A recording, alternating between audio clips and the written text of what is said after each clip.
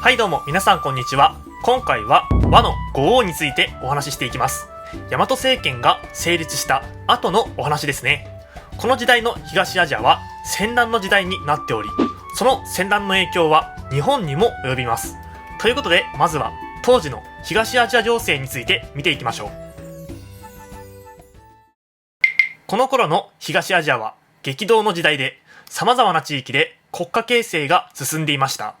中でも注目してほしいのは朝鮮半島北部に位置する高句麗です。この頃に高句麗は南の方角に勢力を広げています。また馬漢、新漢という部族集団は百済、新羅という国家となり、弁漢という部族集団ははっきりとした国家を成立させなかったものの、伽耶諸国と呼ばれる地域になりました。大和政権はこの辺りを勢力圏に入れて、朝鮮半島南部から鉄を導入していったのです。そのような状況で起こったのが高句麗の南下です。高句麗は南の方角に勢力を広げようとして百済や新羅を圧迫していきます。そうなると百済や新羅も南へと勢力を広げざるを得ません。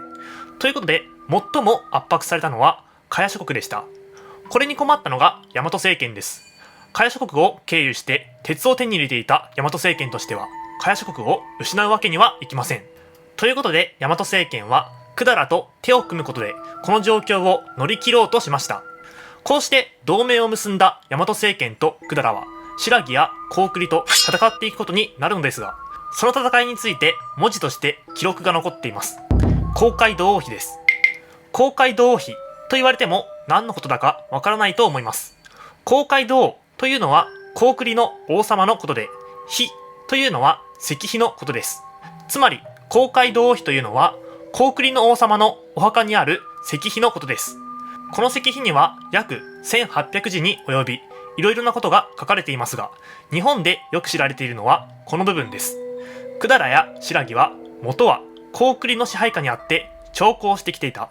しかし倭が海を渡って百済や新羅を破り新華にしたと、その碑文には書かれています。つまりどういうことかというと、百済と新羅はもともと高句麗の仲間だったけど、倭が攻め込んできて百済や新羅を支配下に置いたということが書かれているんです。これには続きがあり、その後公開道王が活躍して倭と百済を追い返したということがこの石碑には書かれています。さて朝鮮半島にはそのような文字資料が残っていたのですが、中国王朝にもこの頃の日本について文字資料が残っています。この頃の中国は魏、呉、蜀の三国時代が終わり、北に北魏、南に南宋という王朝が出現した、いわゆる南北朝時代にあたります。特に日本史に関係が深いのは南宋です。なぜかというと、南宋の歴史書である宋書、この中に当時の日本のことが文字で記されているからです。この宋書に登場するのが倭の五王です。倭の五王というのは山、陳、西、黄、武という5人の倭国の王様のことです。彼らによって長いこと途絶えていた中国との交流が再び始まっていくのでした。歴史マニアの中では、山が〇〇天皇で陳が〇〇天皇のことだというような議論がよく行われていますが、高校生の皆さんはそんなことまで勉強する必要はありません。武が雄略天皇のことであるということだけ覚えておけば十分でしょう。そんな雄略天皇は天皇となった後に、倭国と朝鮮半島南部は私の支配領域だと主張しており、宋の王様に対して先祖代々にわたって平定してきた国の支配を認めてほしいと手紙を出しました。この出来事が宋書に載っているのです。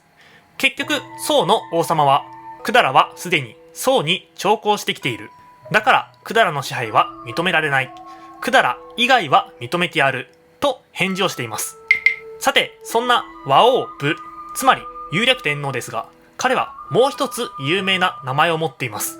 若武の大君です。この若武の大君については有名な話がありますので、ここで紹介しておきます。明治時代の初め、熊本県にある江田船山古墳から刀が見つかりました。その刀には、雨の下、白示す和なんとかかんとかるの大君の御代と書かれており、文字が判別できない箇所があったのです。この部分の読み方は長いこと不明となっており、いろいろと推測されていたのですが、あることがきっかけで読み方が判明します。あることというのは、江田船山古墳からはるか遠くに離れた埼玉県、そこにある稲荷山古墳で似たような剣が見つかったのです。見つかった当初、この剣はただの剣だと思われていたのですが、錆び落とし作業中に作業中の女性が光るものを発見し、剣に金を使って文章が彫られていることが分かりました。しっかりと錆び落としてみると、そこには若武の大君と読むことができる文字が見つかったのです。もうお分かりだと思います。これは江田船山古墳で見つかった刀の今まで読めていなかった部分とつながるものであり、明治時代から謎となっていた和なんとかかんとかるの大君、この読み方を解明することになったのでした。この話自体も面白いのですが、さらに驚くべきことは見つかった古墳の距離です。現代の地名で言うと熊本県と埼玉県なので、若武の大君、つまり大和政権の勢力範囲がどれだけ広かったかがわかると思います。このようにして大和政権は日本の広い範囲を支配するようになっていったのでした。さて、いかがだったでしょうか。このように当時の日本については海外の文字資料や国内の文字資料から読み取ることができます。